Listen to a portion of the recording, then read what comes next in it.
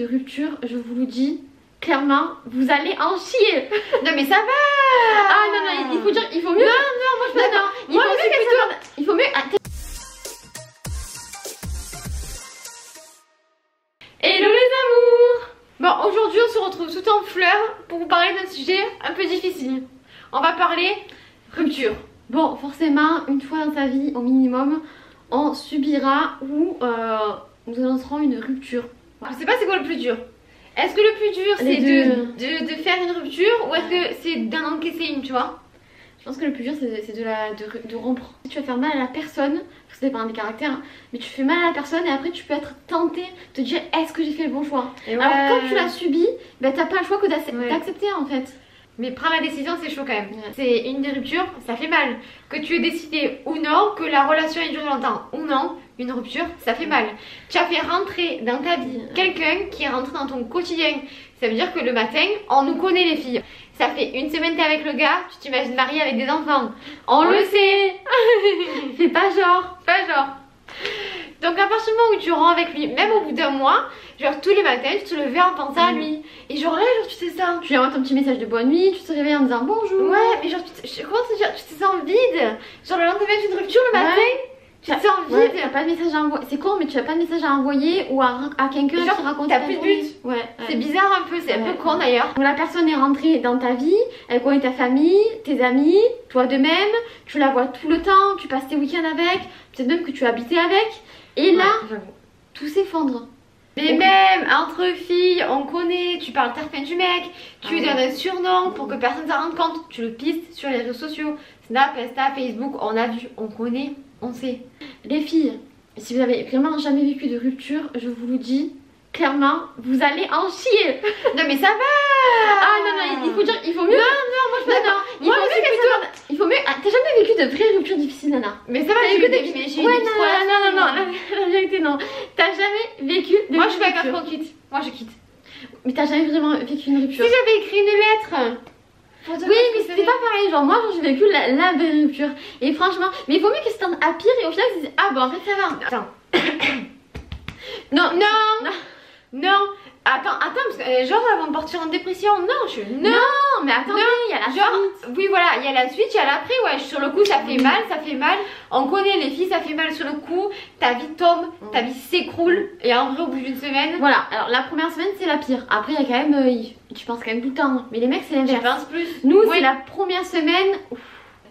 C'est tu appelles tes copines, tu envoies des messages et alors là, parce que on reçoit pas mal de messages pour nous demander je suis en train de rompre, que faire? La seule solution c'est de sortir, t'aérer les idées. Je te dis pas de sortir en boîte de nuit, faire la folle, bourrée comme jamais.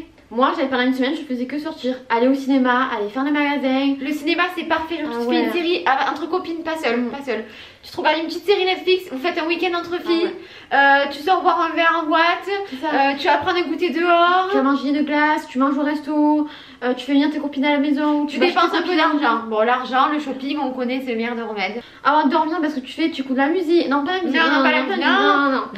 Tu te mets la télé, tu te mets une série qui est, au moins tu te mets dedans. Alors pas une série avec histoire d'amour. Non. Pas de série avec histoire d'amour. Tu te regardes, je sais pas, Riverdale, Elite ou quoi, genre. Mais voilà, tu te mets dedans parce qu'en fait, au moins comme ça, tu ne pourras pas penser. Ouais, c'est con. Si tu te poses, que tu restes seule, tu vas réfléchir et tu vas te sentir au plus mal. Donc vraiment, les premiers jours, sors un maximum. Et n'hésite pas à appeler tes copines. Hein. Ah ouais. La vérité, ça sert à rien de faire la meuf qui pleure chez toi toute seule hein, en écoutant du Vita. Hein. Non. Appelle tes copines, tu leur dis je vais pas bien, tu vas les saouler. Mais leur rôle de copine, c'est d'être là pour toi. Ouais, je suis une amie. C'est ton amie, elle est là pour te soutenir. Parce que le jour où ça lui arrivera, n'oublions pas, les filles là, on vous voit. Hein? Les filles qui oublient leur copine pour des mecs. On vous voit, on vous connaît. Et puis le jour où il y aura plus le mec, qui est-ce que vous allez appeler? Les copines. Voilà. Hein? Parce que nous, c'est un petit règlement de compte là. Nous on en a eu des copines qui ne sont plus nos copines parce que genre à partir du moment où ils ont eu un mec, frère, soit le mec il voulait plus qu'on nous voit, soit bah tu connais genre mon mec, genre la meuf elle respire son mec. Non mais frérot, faut que tu aies une vie sociale à côté, c'est pas possible. Oui, je te le dis, faut que tu aies une vie sociale parce que tes copines à côté à lâcher pendant ton histoire d'amour, pas sûr qu'elle soit là à la rupture. Moi je te le dis. Pendant une rupture aussi, attention, c'était des émotions en dents de scie. On dirait que t'as des règles. Ah oui, un jour c'est je suis en dépression totale, les amis ça va pas du tout, donc des amis te réconfortent. Le lendemain, t'as fini? Le lendemain, tout va bien, c'est bon, tu l'as oublié. Le lendemain, mais ça va pas. Mais la vie de ma mère, ça fait ça pendant une journée. Tu te réveilles, t'es en bad, tu te maquilles, tu es pompé là, tu mets Aya Nakamura. Oui, oui, voilà. Tu vois, pour que ça repart, genre, ça fait ça toute la journée. Il faut que tes copines soient là. Et toi, pareil, sois là pour tes amis. Parce que tu vas te dire, oh putain, elle m'a gonflé. Elle va te gonfler, mais t'es obligée, ma soeur. Et honnêtement, le meilleur des remèdes, c'est pas se relancer dans une autre relation. Non. Ah, non, des fois, la vérité, que ça peut aider d'avoir un petit flirt comme ça. Et pas dessus de suite. Non, pas le lendemain. Parce que le but, c'est pas que de remplacer ton mec non plus, tu vois. Genre. Oui, parce que ton petit flirt, dès qu'il sera fini, tu manges la réalité en pleine gueule. En règle générale, je parle bien en règle générale, un flirt qui a eu derrière une grosse relation et donc une rupture. Un petit pansement. Ouais, c'est un petit pansement, ça reste pas, voilà. Donc ne lui fais rien croire, si tu rencontres un mec après, tu as fleur de peau, tu vas être lova, mais voilà, prends-le comme un petit pansement, le pauvre, voilà. Tu lui promets rien, tu kiffes un peu, il te dit que t'es belle, t'es jolie, t'as un peu des petits papillons dans le ventre. Début de relation, ça fait toujours du bien pour l'ego, pour soi-même et tout. Ça redonne du baume au cœur, genre. On respire un peu, tu vois. C'est pas obligatoire, ça dépend toujours des cas, des caractères, etc. Bien sûr, c'est pas une règle d'or. Par contre, les filles, s'il vous plaît, non mais s'il vous plaît, faut qu'on en parle aussi. On va parler d'un pendant rupture, ok? Il y a deux cas. Ah, durant la rupture, soit tu romps, soit on te quitte. Ouais. Si on te quitte, mais pense à ta fierté, ma chérie. Bah oui. Ta fierté, ma soeur. Bah oui. Ta fierté. Si ton mec te quitte, bon alors attends, à part si tu as fauté et tout, que genre il te quitte et là tu vas aller le récupérer, ok. Mais s'il te quitte comme ça du jour au lendemain alors qu'on t'avait promis mondes et merveilles et qu'il n'y a pas forcément de raison, que ça fait 5 ans et quand même le mec il a juste envie de s'amuser au bout de 5 ans, on vous voit, ne lui cours pas derrière.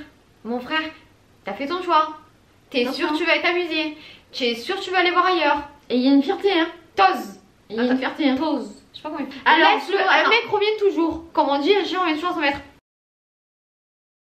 Attention les filles, c'est pas on se lève le lendemain et on commence à envoyer des longs romans. C'est pas comme ça que vous allez récupérer votre mec, hein. Si vous voulez qu'il revienne, soyez distante, soyez un peu froide, en mode je m'en fous. Un mec adore te voir, enfin adore. Comment te dire? Un mec n'aime pas les filles qui le coupent derrière. En revanche, il adore les meufs qui les calculent pas. C'est-à-dire que si ton mec te quitte, genre là je te parle de tu vois une relation de 2 mois, 3 mois, mais la vie mère que ça marche aussi pour les relations genre de 4 ans, 5 ans, le mec t'a quitté comme ça du jour au lendemain. Fais la meuf qui sort, fais la meuf qui va bien, qui est sur Instagram. N'en fais pas trop parce que c'est cramé.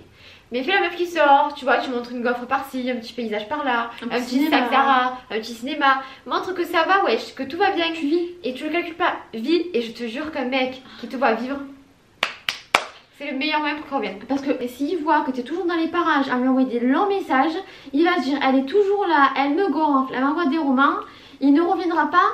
Ou s'il revient, ce sera seulement comme ça pour t'avoir en se disant elle est là, si je m'ennuie, elle est dans les parages. Deuxième cas, c'est toi qui romps avec la personne, toi qui la quittes. Alors je sais, dans la vie il faut penser aux autres, mais il faut être aussi un peu égoïste et penser à soi. Notre plus grand problème à nous, et une voyante nous l'a redit, genre c'est qu'on pense trop aux autres avant de penser à nous, à ce qu'ils vont penser.